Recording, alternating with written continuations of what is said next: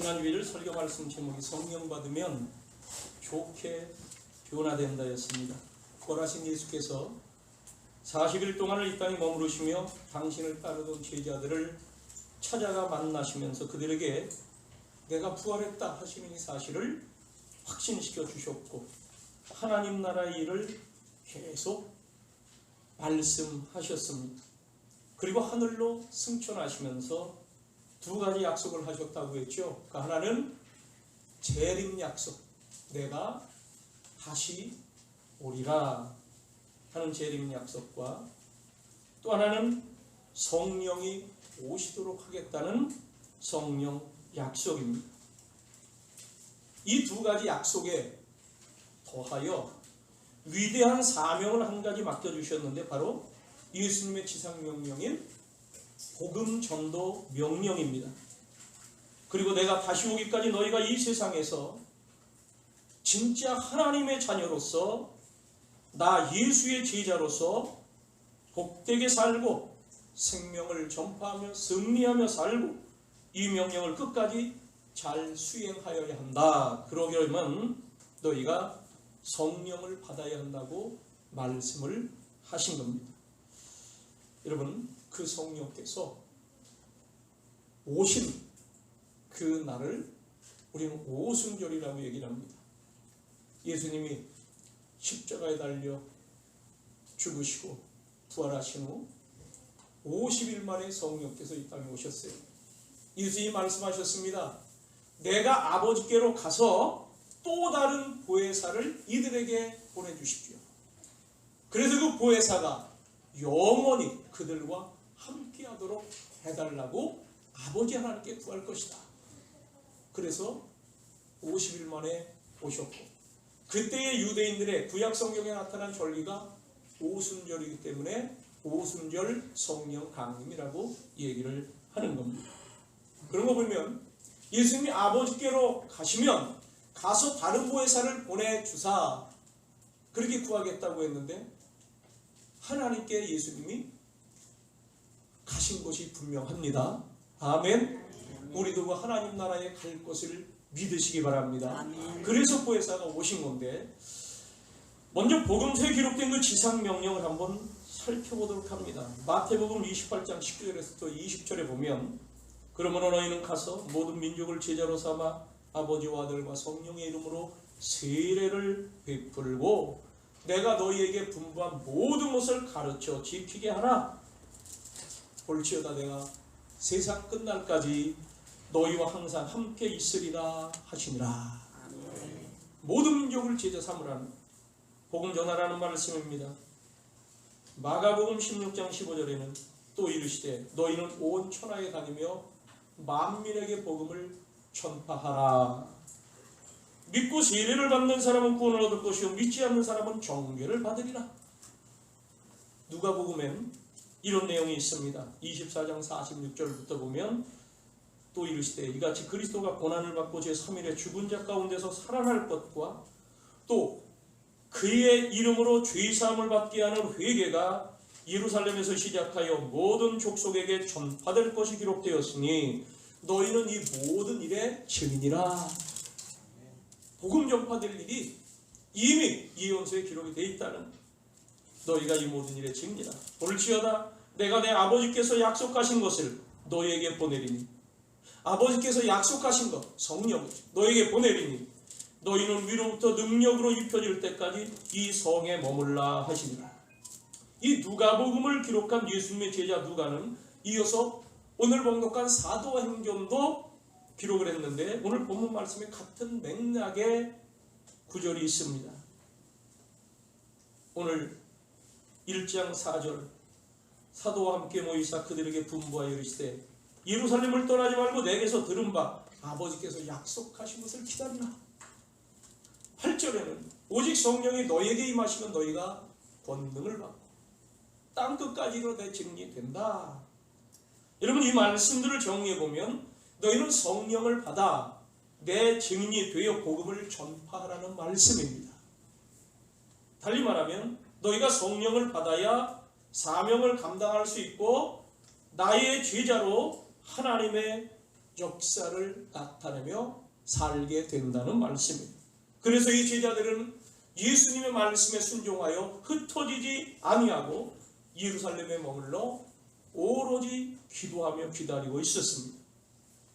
그러기를 열흘 되던 날 성령이 오셨습니다. 오늘 성령 강림절, 이 성령의 역사 안에 우리 모두가 있게 되기를, 여러분들도 성령 충만하기를 주의 이름으로 축원합니다.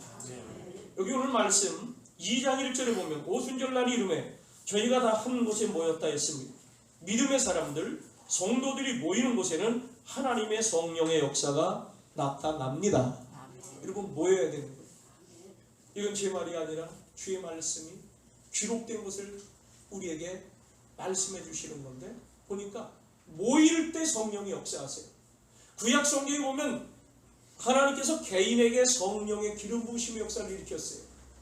그런데 구약 성경에 개인을 기름 부어서 쓰셨는데, 사명자로 쓰시는데, 때때로 구약 시대에도 사람들이 모여 앉아서 하나님께 회개하고 기도하면 모인 그 자리에 성령이 강하게 역사하셨다는 거예요. 어떤 사람들은 그럽니다. 아니 꼭 뭐 교회 가서 예배 드려야 합니까? 집에서 예배하면 안 됩니까? 하는데 예배 드려도 되죠. 그런데 내가 그냥 행위로 드리는 예배, 여러분, 우리가 지금 찬양 예배 시간에 하나님이 받으시는 예배냐 안 받는 예배냐, 이거 말씀 통해서 한 달 동안 계속 말씀드렸습니다. 예배를 드리다 하나님께 열람이 되는 예배가 있고, 하나님께서 거들떠도 안 보는 예배가 있어요. 오히려 그 예배한다고 하다가 예배 때문에 망하는 사람들이 있다는 얘기예요. 그런데 성경에 보니까 성령께서 함께 하실 때 우리는 잘되고 복되고 주님과 교통을 할 수 있다는 거죠. 어떤 신학생 둘이 목사님을 찾아왔습니다. 목사님, 꼭 교회에서 예배 드려야 합니까? 집에서 예배 드려도 되지 않습니까? 물었을 때 이 목사님이 아무 대답을 안 하시더니, 그 집에 벽난로가 있었는데 여긴 석탄을 떼는 난로예요. 그 난로 곁으로 갔습니다. 그러더니 이리 와서 이 석탄 하나를 집어서 요 벽돌 위에 올려놔봐라. 그래서 신학생 하나 와서 넓게 달궈진 석탄 하나를 집게로 집어가지고 벽돌 위에 올려놨습니다. 한 2-3분, 3-4분 되니까 이것이 빨갛던 게 싹 식어지고 색이 허옇화되고 다시 까맣게 되면서 불이 꺼졌습니다. 그것을 보면서 이 목사님 말씀을 합니다. 석탄은 불을 붙여 함께 모아놔야 불꽃이 되고 타오르지, 한 개 따로 놓게 되면 결국 이렇게 꺼져버리고 마는 거다 라고 답을 주니까, 그때서야 이 신학생이 알아듣고, 교인은 함께 모여야 신앙이 뜨겁고 능력이 나타나는 거로구나 하며 신앙생활을 열심히 하고 교회를 중심으로 좋은 전도사 생활을 했다는 얘기가 있습니다. 오늘 말씀 제목 성령을 받으라입니다. 이 주님께서 말씀하신 거죠. 성령을 받으면 좋게 변한다고 말씀드렸죠. 천하를 뒤집어 놓는 역사가 일어남을 믿으시기 바랍니다. 오늘 여기 성령 받은 제자들, 여기 성령 받은 모습이 아주 적나라하게 나타났어요. 호련히 하늘로부터 급하고 강한 바람 같은 소리가 있어 그들이 앉은 온 집에, 이 불 좀 켜세요. 이쪽 불, 온 집에 가득했다. 마치 불의 혀처럼 갈라지는 것들이 그들에게 보여 각 사람이 하나씩 임하였던. 여러분, 모여서 기도했는데 거기서 성령이 임했어. 근데 각 사람 머리 위에마다 불꽃이 하나씩 임해 있었다. 모든 사람이 다 성령의 충만함을 받고 성령이 말하게 하심을 따라 다른 언어들로 말하기를 시작한다. 이때부터 전도가 시작됐어요. 그 위대한 복음 전도 명령이 이때부터 활성화되기 시작했어요. 이때부터 사명 감당하는 겁니다. 성령이 이때 처음 오신 건 아니에요. 근데 우리가 신학적으로 그런 얘기를 해요. 성령 강림절이 교회 탄생일이다 얘기했는데, 사실 이전에도 예수님 제자 그룹이면 전부 교회죠. 그런데 이때부터 모여서 사명을 감당해야 될 명령을 주셨기 때문에 명령을 분명히 순종하여 실행해가는 그 역사가 성령 충만함으로, 성령 받음으로부터 시작됐다는 말씀입니다. 이들이 가는 곳마다 변화가 일어나요. 사도행전 17장에 보면 데살로니가 전도를 하는데 그 지역 사람들이 이 세상을 뒤집어 놓는 사람들이 왔다, 그런 얘기를 합니다. 여러분, 뒤집어 놓을 때 좋게 뒤집어 놔야 되는 거예요. 진짜 모든 사람들이 하나님을 알고 하나님을 믿고 하나님의 백성 되도록 만들면 세상이 바로 되고 좋아지는 줄로 믿습니다. 오늘 우리에게도 이 능력이 나타나기를 축원합니다. 여러분, 성령이 누구냐 알아야 됩니다. 성경의 성령에 대해서 여러 호칭과 성징들이 나옵니다. 그 내용을 살펴보면 성령은 이런 분이시구나 하는 것을 알 수 있어요. 이 성령은 성령, 거룩한 영으로 가장 잘 알려져 있습니다. 성령이라고 호칭하면 그분이 거룩하시며 죄를 미워하시는 분이구나, 이런 뜻이 들어있는 거예요. 하나님의 영, 하나님만 우리가 아는데 성령님이 곧 하나님이시구나, 이걸 우리에게 가르쳐주며 하나님의 능력이 성령 안에 있다는 것입니다.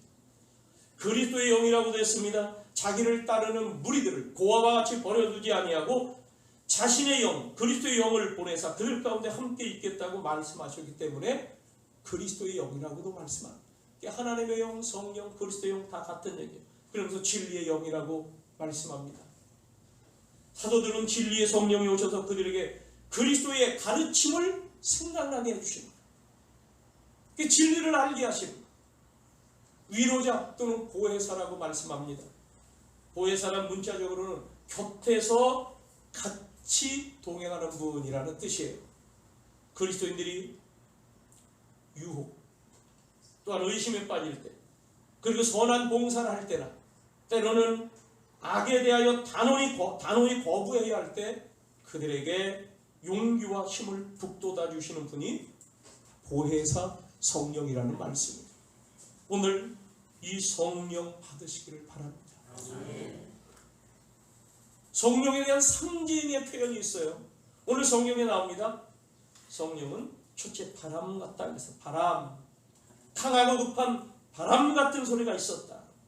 요한복음 3장에 예수님께서는 한밤중에 찾아온 니고데모에게 바람이 임의로 불어 어디서 왔다 어디로 가는지 모르는 것처럼 성령이 그러하시다는 거예요. 바람이라는 표현은 신비하다는 거예요. 어디서 왔다 어디로 가는지 우리가 잘 모른다는 거죠. 그런데 계시다는 거예요. 주권을 의미합니다. 힘과 에너지를 상징합니다. 즉 누구의 제한도 받지 않는다는 거예요. 하나님은 자유하신 분이고 나는 스스로 있는 자라 말씀하셨어요. 그게 성령이에요. 둘째, 물입니다. 예수께서 말씀하시기를 요한복음 7장 37절에 명절 끝날 곧 큰 날에 예수께서 서서 외쳐 이르시되 누구든지 목마르거든 내게로 와서 마시라. 나를 믿는 자는 성령의 이름과 같이 그 배에서 생수의 강이 흘러나오리라 하시니, 그 배에서 생수의 강수가 흘러나오는데 이는 그를 믿는 자들이 받을 성령을 가리켜 말씀하신 것이라. 성령을 물과 같다. 물로 씻겨 주시든지 불로 태워 주시든지 내 몸과 마음 다 닦으사. 셋째로 불 같은 성령이에요. 오늘 아까 말씀드렸듯이 각 사람에게 불꽃이 임했다. 선지자 말라기는 하나님의 사자가 올 것이라고 예언하는 중에 염단하는 불이라는 말을 했습니다. 이 말을 세례 요한이 다시 언급했습니다. 그래서 마태복음 3장 11절에 나는, 즉 세례 요한 얘기입니다. 나는 너희로 회개하게 하기 위하여 물로 세례를 주거니와 내 뒤에 오시는 이는 나보다 능력이 많으시니 나는 그의 신발 들기도 감당치 못하겠노라. 그는 성령과 불로 너에게 세례를 주실 것이요 라고 했습니다. 그리고 오늘 말씀에 마치 불의 혀가 갈라지는 것들이 그들에게 보였다. 그래서 성령 받으면 뜨겁다는 얘기입니다. 죄악이 태워지는 겁니다. 우리의 불의한 것들이 태워지고 우리를 열정적으로 하나님의 사람으로 여호와를 앙망하며 살아가도록 하시기 위해서 힘을 주십니다. 그게 불같은 성령이에요. 넷째는 기름입니다. 사도행전 10장 38절에 하나님이 나사렛 예수에게 성령과 능력을 기름 붓듯 하심에 했어요. 그가 두루 다니시며 선한 일을 행하시고 마귀에게 눌린 모든 사람을 고치셨으니 이는 하나님이 함께 하셨습니다. 여러분, 예수님이 성령 받으셨으면 우리도 받아야 하는 거예요. 비둘기 같은 성령이라고 했습니다. 또 하나의 상징이 비둘기예요. 예수님이 30년 동안 기다리셨습니다. 성령이 임하시기를. 그래서 공생애를 사시기 위해서 세례 요한에게 가서 세례를 받으시는데 물에 잠기셨다가 세례받고 물 위로 올라오실 때 하늘로부터 성령이 비둘기같이 자기에게 내려오심을 보시더니 했습니다. 비둘기 같은 성령, 온유하고 평화롭다는 일. 성령 받은 이들 온유해집니다. 이 안에 나도 감당할 수 있는 평안의 역사가 일어납니다.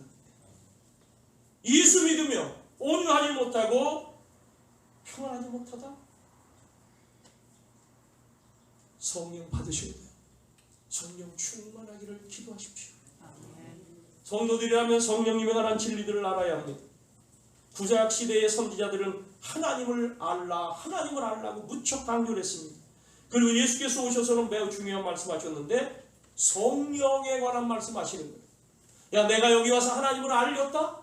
하나님을 알지 하는데 나를 본 자는 하나님을 알지 않아. 와서 하나님을 보여주셨어요. 하나님을 나타내셨어요. 심지어는 내가 하나님이라고까지 얘기하셨어요. 그러면서 이제 나는 간다. 아버지께로 가는데 또 다른 보혜사, 나와 똑같은 분인데 너희들에게 보혜사로 오도록 하실 것이다. 예수님과 함께 했던 제자들 예수님과 함께 했으면 너무나 신이 나고요. 좋았어요. 자신감이 있었어요. 안심했어요. 감사했어요. 다른 거 다 없어도 그냥 예수님하고 여기서 평생 영원토록 살고 싶습니다. 이런 고백이 나올 정도의 분이었어요. 근데 이분이 가신다는 거야. 내가 너희들을 떠나간다. 그래야 유익이다. 왜 나는 육체로 임했어. 성육신 하셨어요. 이 육체로 있기 때문에 편재하지 못해. 항상 누구와 함께 어느 곳에든지 있어야 돼. 여기 성령이 각 사람에게 임했다고 했잖아요. 근데 예수님 계시면 함께 있는 자들만 혜택을 보는 거야. 그런데 성령이 오셔야 너희들에게 유익이다 하신 말씀이 뭡니까? 너희 모두가 어디에 있든지 무슨 일을 하든지 내가 함께하는 거나 똑같은 보혜사 성령이시다. 그래서 이 성령에 대한 지식이 있어요. 알아야 돼요. 그러므로 우리 성도들, 믿는 자들이 알아야 될 가장 중요하고도 절대적인 지식, 이게 성령 지식입니다. 성령님과 그분의 사역을 떠나서는 우리 신자들, 믿는 자들, 성도들이 구원의 확신을 가질 수도 없고 또한 기도 응답 확신을 가질 수도 없고 거룩한 삶을 영위할 수도 없습니다. 그러다 보면 예수님의 지상명령인 복음 증거도 제대로 못하는 거죠. 성도의 핵심 생활이 불가능해지는 거예요. 그러니 여러분, 성령 받기를 사모하십시오. 그러면 성령께서 오셔서 무엇을 하시느냐? 성령의 사역이죠. 성령께서 하시는 일, 우리 생활 속에서 무슨 일을 하시는가? 첫째는 죄를 깨닫게 해주신다고 했어요. 성령이 오시면 죄에 대하여, 의에 대하여, 심판에 대하여 죄만 짓고 넘어갑니다. 짚고 죄만 지어서 말씀드립니다. 이 성령님이 오시면 우리 안에 거하신다고 했어요. 그걸 내주하시는 성령님이다.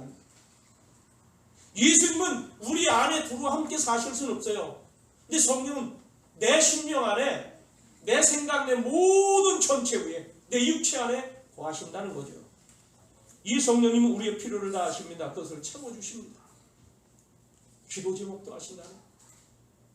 기도해야 되는데 무엇을 기도해야 될지 모르는 것까지 하시고 오히려 그 우리 안에서 탄식하며 기도하신다는 거예요.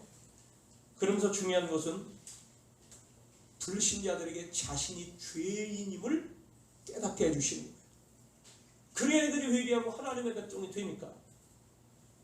내가 잘못했다, 죄졌다, 죄인이라는 것을 인간의 방법으로서는 도저히 알 수 없는 겁니다. 오직 인간의 마음과 양심 속에 성경 말씀이 살아 움직이도록 성령께서 역사하실 때만 가능한 거예요. 이 세상에 그렇게 잘못한 것인데도 뻔뻔하다고 얘기를 들으면서도 내가 잘못했다는 얘기를 안 해. 왜 안 하는지 아십니까? 모르기 때문에 안 하는 거예요. 성령께서 감동하셔야 그 말씀이 들어가서 말씀이 살아 역사하시는 칼날 같은 말씀이 돼야 이게 내가 죄인이고 잘못했구나. 불신자들이 회개하고 돌아오게 하시는 거예요. 성령님은 인간들이 자신의 진정한 영적 상태에 눈을 뜨게 해주시는 겁니다.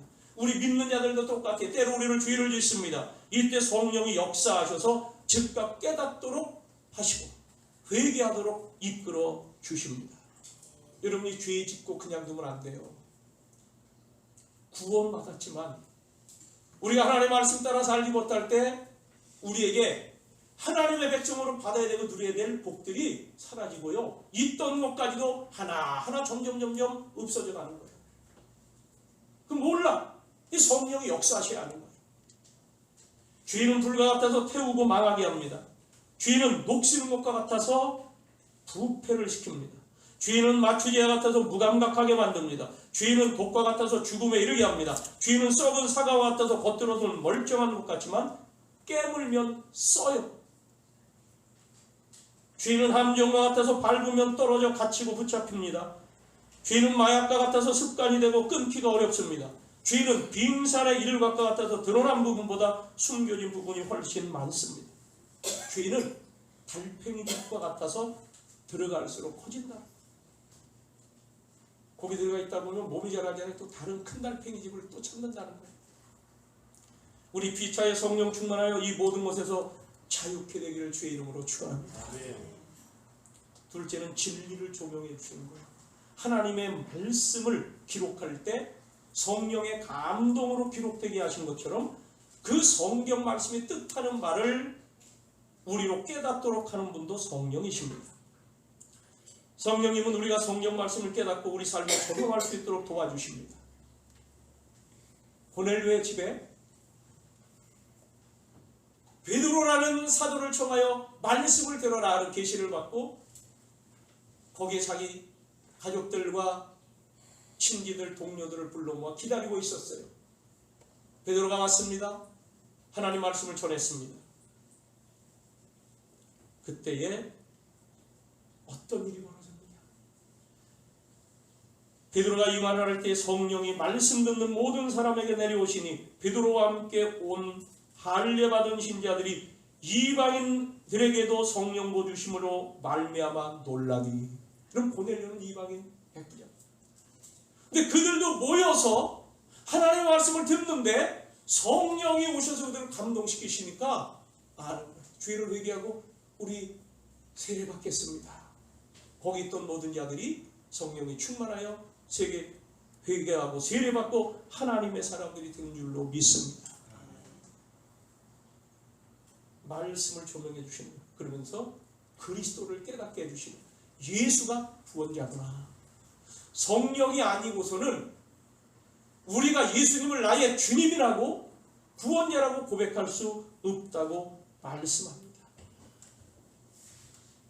그래서 그것을 깨달은 이들은 순교까지 하면서 죽음을 각오하고 예수님을 전하기까지 했습니다. 네 번째로는 기도하게 하신다는 거예요. 우리 연약한 사람들입니다. 힘들고 지칠 때 있습니다. 한계가 있습니다. 신앙생활 잘하고 봉사 잘하다가도 변심하고 변질되고 삐질 때가 있습니다. 악감정을 품고 교인들을 미워하기도 합니다. 그럴 때 주님께 엎드려야만 합니다. 그래야 그 문제가 해결이 되는 거예요. 여기에 죄악을 품고 하나님께 기도한다? 근데도 뭔가 일이 됐다? 하나님께서 주시는 거 아니에요. 너희들에게 죄악을 너희 마음속에 품고 있으면 내가 너희들에게 응답을 안 하신다고 그랬어요. 그럼에도 되는 건 그냥 하나님께서 자연적인 원리, 자연적인 법칙으로 만들어 놓으신 그거에 의해서 되는 거지, 내가 기도해서 하나님께 응답받아 되는 게 아니에요. 그런데 하나님이 주신 것 아닌 거는 그거 오래가지 못합니다. 하나님이 주시는 거는 근심을 겸하여 주시지 않는다고 했어요. 우리가 약할 때 주님께 엎드려야 됩니다. 그래야 그게 해결이 되는데 그게 쉽지가 않죠. 그때에 성령 받은 이들은 성령의 인도를 받습니다. 성령 우리를 감동시켜서 그래도 기도해야지, 그래도 엎드려야지, 그래도 주 이름을 불러야지. 그래서 로마서 8장 28절에 이와 같이 성령도 우리의 연약함을 도우시나니 우리는 마땅히 기도할 바를 알지 못하나 오직 성령이 말할 수 없는 탄식으로 우리를 위하여 친히 간구하시느니라. 우리 마음을 살피시는 이가 성령의 생각을 알고 성령의 하나님의 뜻대로 성도를 위하여 간구하심이니라. 여러분, 우리가 엉뚱한 기도를 해도요, 그래서 방언 받으라는 거예요. 성령께서 우리 안에서 기도하게 하십니다. 설령 방언을 못해도 내가 어떤 마음을 가지고 이게 하나님께 기도해야 할 때 우리의 기도 내용이 엉뚱한 방향으로 가더라도 성령께서 네 안에서 탄식하며 하나님의 뜻을 알고 기도해 주신다는 거예요. 그러니 최소한 기도하러 엎드리기는 해야 되는 겁니다. 모든 기도와 간구를 하되 항상 성령 안에서 기도하고, 모든 기도와 간구를 하되 항상 성령 안에서 기도하고, 그러니 성령 받아야 하는 거예요. 이를 위하여 깨어 구하기를 항상 힘쓰며 여러 성도를 위하여 구하라. 여러분, 저기 이태리 베네딕트 수원이라고 있어요. 거기를 갔더니 거기에 가시가 없는 장미꽃 밭이 있더라고요. 거기 어거스틴이, 성 어거스틴이 거기서, 아니 성 프란시스코, 어거스틴이 아니라 성 프란시스코가 거기서 수도를 하는데, 자기도 예수님의 그 사랑을 받았는데 예수님처럼 자기도 예수님의 고난에 동참하고 싶은 마음입니다. 그가 부유한 집의 아들입니다. 그런데 아버지의 산 다 버리고 이게 하나님을 섬기겠다는 그러한 감동 속에서 수도사가 됐는데, 이게 그의 젊은 날, 또 그의 생각, 세상적인 안목의 정욕, 육신의 정욕, 이생의 자랑거리들 그에게 계속 이게 유혹을 하는 거예요. 그때 그럴 때마다 그가 장미꽃밭에 가서 막 그냥 빨개 먹고 다녔다는 거예요. 그런 고뇌들이 없도록 찔리고 아픔으로 해결하려고. 그러던 어느 날 주님, 나도 주님의 고난에 동참하고 나도 주님 닮고 싶습니다 했는데, 어느 날 기도하다가 이 손에 십자가 상흔이 생겼다는 거예요. 손에 예수님 십자가 못자국이 생겼다는 거예요. 그때 이후로 그 수도원에서 자라나는 장미꽃에는 가시가 사라졌다는 얘기가 있어요. 진짜 가시가 없어요. 그 나무에 꽃은 장미꽃 분명합니다. 여러분, 하나님의 성령이 우리에게 역사하실 때 우리의 약함을 취하시고 주님의 강함으로 역사하심을 믿습니다. 성도로 살아가기 위해서 성령 충만해야 합니다. 악에게 지지 않고 악을 선으로 이기는 삶이 성도의 삶입니다. 거룩한 생활을 위해서 성령 충만해야 되죠. 부르심에 합당한 성도로 살아가자면 성령 받아야 됩니다. 우리는 하나님의 영광을 위하여 살아야 한다고 말해요. 우리의 삶은 하나님의 일이라는 것을 알기 때문에 주님은 성령 받으라고 하시는 게 우리가 받아야 돼요. 예수님도 공생이 시작할 때 받으셨다면 우리도 받아야 합니다. 오순절 망아의 다락방, 제자들 120명이 모였을 때 성령이 강림하셨다. 획을 긋는 사건입니다. 이때 이후로 이들의 인생에 놀라운 변화가 나타났어요. 그래서 그들은 진짜 이 세상을 살리는 일, 이 세상에 가장 중요하고 핵심적인 일은 하나님 나라를 세워야 합니다. 그들은 나가서 복음을 전하기 시작했습니다. 완전히 새로운 사람이 됐습니다. 세상에 신선한 충격과 변화를 일으킨 사건이 됐습니다. 얼마나 열심히 전도를 하는지, 아까 얘기대로 천하를 어지럽히는 자, 뒤집어 놓은 자들이 왔다고 사람들이 이들을 경계했는데, 나중에 그 사람들이 다 변화되고 그런 사람들이 사는 도시가 되다 보니까 그 도시가 성시화가 되는 거예요. 저 여러분, 우리는 내 가족, 아니 나 하나도 진짜 스스로 변화시킬 수 없는 주제인데, 성령 받은 이들, 그 당시의 세상에서 그렇게 주목받지 못하던 제자들, 그런데 그들이 예수 그리스도의 제자로 세상을 새롭게 하고 삶을 변화시켜 놨습니다. 저와 여러분, 하나님의 역군들이 되기를 바랍니다. 저 유럽에 가면 교회들마다 이 창문이 있는데요, 그래서 크죠, 웅장하죠, 성당이죠. 그 창문이 스테인드 글라스로 돼 있어요. 이렇게 형형색색 그림을 그렸는데, 주로 이제 성경에 나타나는 스토리, 또 성령, 예수님, 뭐 이런 성경 이야기들을 전부 그림으로 그린, 그게 특별한 유리예요. 그게 스테인드 글라스라고 하는데, 그 스테인드 글라스의 거장 호닉 교수가 있습니다. 찰스 호닉이라고 하는 사람인데, 어느 날 젊은 미술학도가 찾아와서 선생님의 이 화구를 좀 며칠만 빌려주시면 저도 선생님 못지않은 스테인드 글라스를 그릴 수 있겠습니다. 그 선생님이 내줬어요. 그냥 갖고 가서 그려봐라.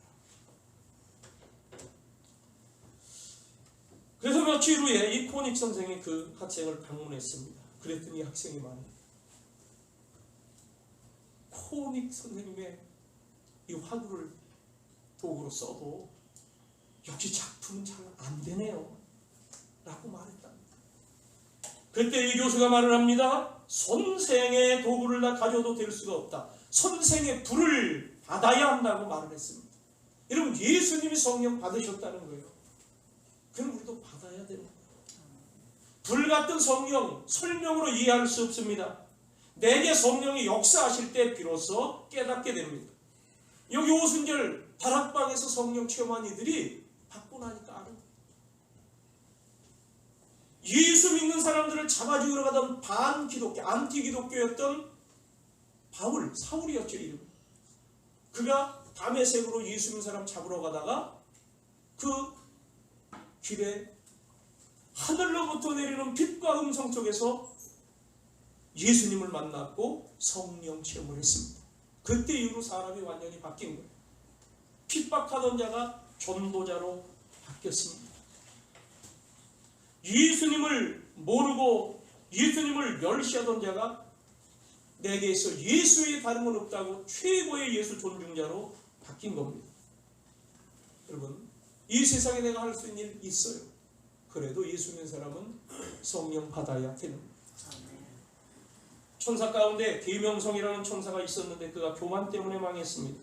이사야서 14장 12절에 보면 자기가 하나님보다 위에 앉아있겠다, 내가 하나님보다 위에 앉아있겠다, 그게 교만한 것이죠. 그래서 하나님께서 그를 쳐서 하늘에서 쫓겨났습니다. 그가 사탄 마귀를 전락하는 거예요. 하만의 교만이 있습니다. 에스더서에 보면 하만이라고 하는 인물, 잘 나가던 사람입니다.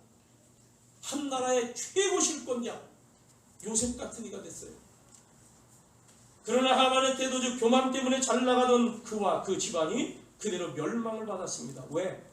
태도가 바뀌지 않았고, 하나님 앞에서 성령 받으면 온유하고 겸손하며, 여기서 주님이 주시는 내적인 힘입니다.